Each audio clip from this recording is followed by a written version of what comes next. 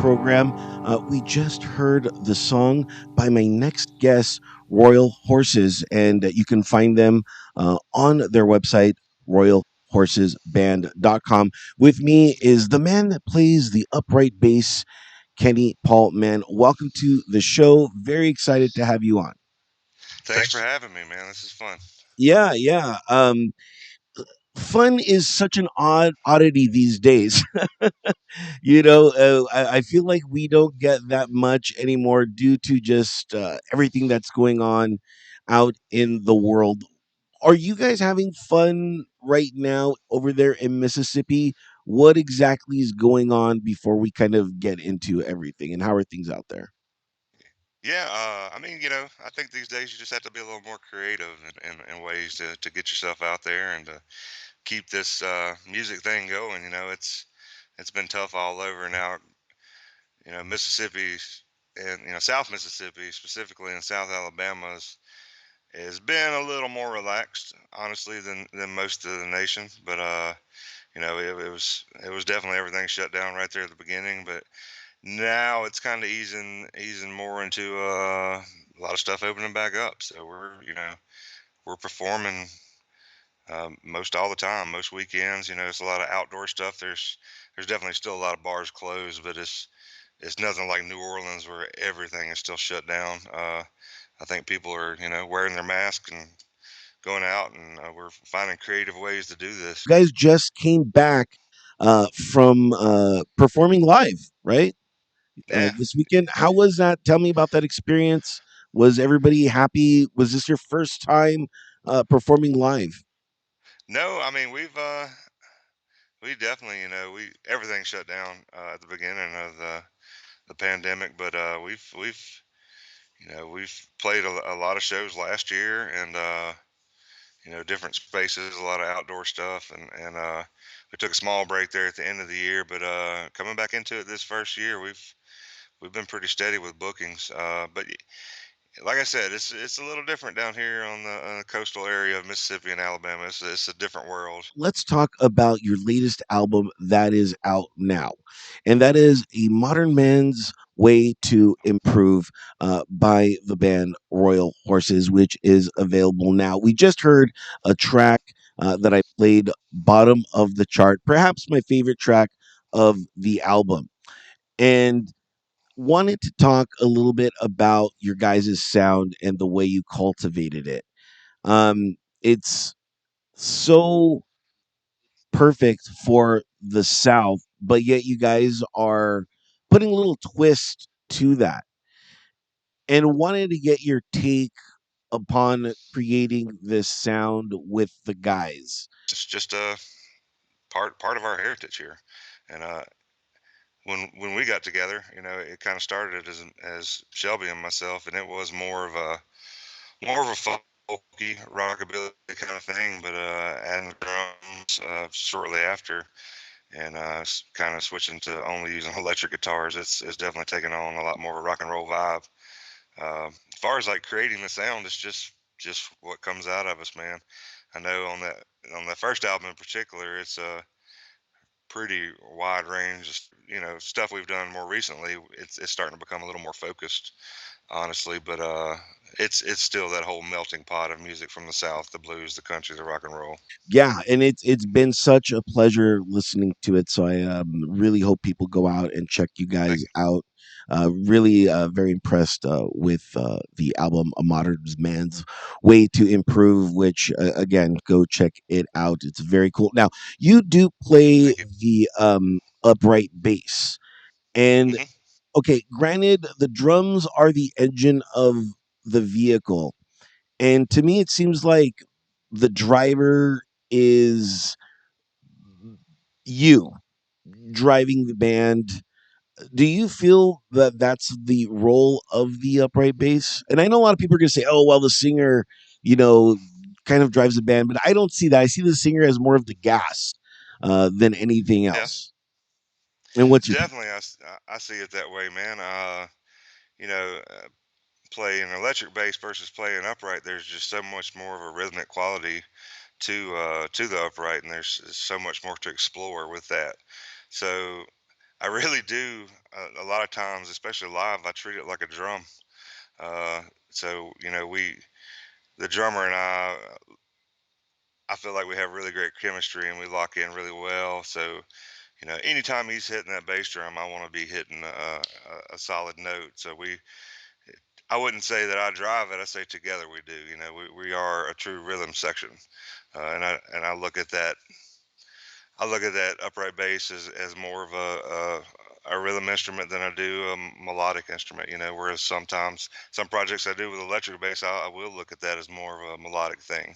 Further exploring you guys as a band, I noticed that you guys have deemed yourself as gas station candy experts. Yeah. And I thought that it was so hilarious. But I mean, what is there in the world of gas candy station? You know what I mean? Like what? Because when I go into a gas station, I granted I do look at the candy section just briefly because it's right there in front of you, and for the most part, everything is pretty much the same anywhere I go.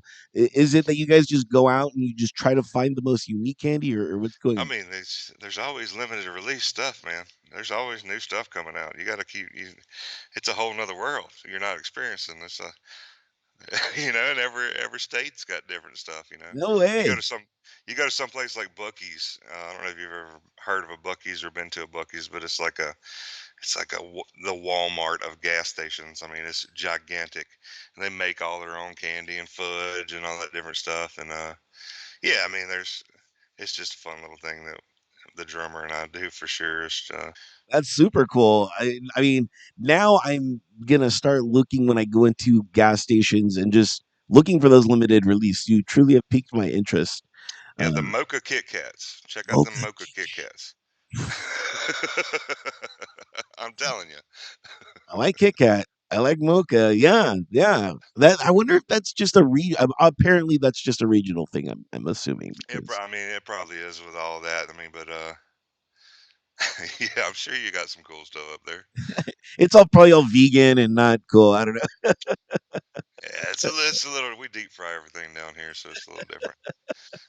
I am very jealous of you and where you're at, all the way out there in Mississippi. And I found out this really cool, fun fact about you that you brew beer. That is one of the coolest um, things ever because I mean, I fancy myself as a beer person too. I like beer, but you get to actually create beer. And I wanted to know is creating beer different than creating a song?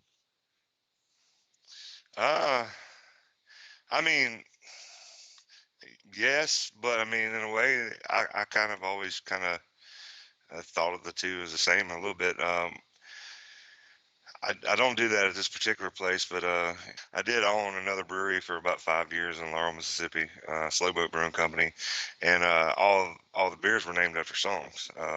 So I did like it's definitely something I'll do when I'm brewing is crank up some great music and I would say that music has influenced the way I brew and the beers I brew and definitely it's all just a big part of my life. Yeah, I mean, absolutely. I'd say there's a lot of similarities there. Very Just cool. throwing different stuff in and different little things that changed it completely. Yeah, and what kind of a beer person are you? Do you celebrate it all, or do you gravitate towards like one particular type of beer? Man, I mean, I like it all. Honestly, I'll drink just about anything. I don't really like wheat beers that much, but I mean, you'll catch me drinking a PBR or Corona. I'm not a snob or anything like that, but I love IPAs. I love stouts a whole lot. Sours, love sour beers. That's kind of if I had to pick one style, like a Goza or a Berliner would be would be my jam. But I'll drink anything. I don't care. Very cool. And will you eat anything? Because I noticed that you guys are using the hashtag feed the horses. Obviously, pretty much, man. I don't know that we're very picky eaters down here. It's hard to be a picky eater down south. Uh, as long as you like fried food. If you don't like fried food, you might be in trouble. Uh, We don't have the whole. We have one in Jackson, Mississippi. We have a Whole Foods. We don't really have the whole. It has a little bit, but the whole vegan culture and all that hasn't really caught on quite as much down here as it has in other parts of the country. It's there's still a lot of good soul food restaurants and all that. So yeah, we eat a lot down here, obviously. Yeah. Very cool. My guest has been Kenny Paul Mann from the band Royal Horses. Make sure to go check them out, royalhorsesband.com. And while you're there, make sure to pick up their latest album, A Modern Man's Way to Improve.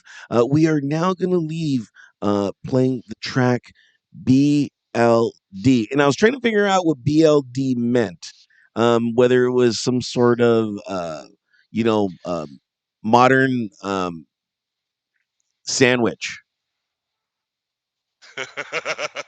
I was gonna ask you what you thought it I meant. was like, is No, it a it's right there sandwich? in the lyrics. It stands for "Born, Live, and Die." It's kind of like that song is. It's a snapshot of a life, the born, you live, you die.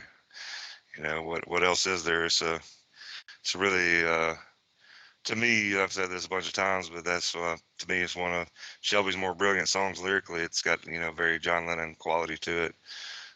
It's short, simple, it's to the point, man, and it just says so much. So Cool. check that out. Definitely. So, but I mean, in my interpretation, it's a sandwich, but that's just me. Uh, Hey, man, I mean, like, no worries. nothing wrong with that. Yeah. I could go for a good sandwich. Thank you so much for being a part of the program. Truly appreciate it.